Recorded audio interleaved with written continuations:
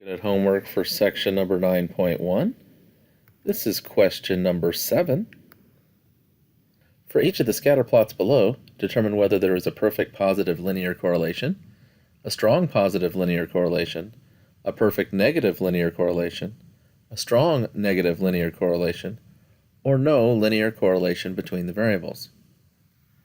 So we have these 4 graphs that we're looking at. Let's review the example graphs that we encountered in our notes, and that might help us solve this problem. So the first one we saw was a positive correlation. So do we have any graphs that kind of resemble that, where we have a trend going from bottom left to upper right? And the third graph here looks kind of like that, but that third graph, they're all in a perfectly straight line. The example graph we have is kind of fuzzy.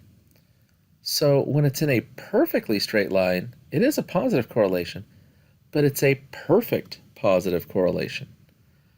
That's what perfect positive correlation is if all of the points actually fall on a straight line. Just a regular positive correlation is they're following a straight line path, but it's not a perfect straight line. So this one's going to be a perfect positive correlation. The next example graph we had was the graph of a negative correlation, where we have points that are descending from the left to the right, and that looks like the first graph on our list.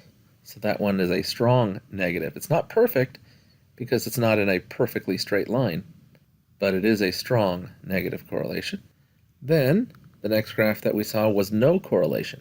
That's where points on the graph are just scattered all about, and that looks like our last graph here, no correlation.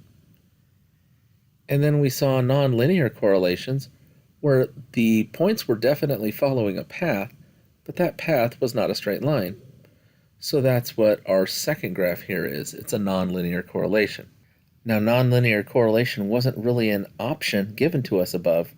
It just said perfect positive, perfect negative, strong negative, or no linear correlation. So the nonlinear would fall under no linear correlation. And that's your answer.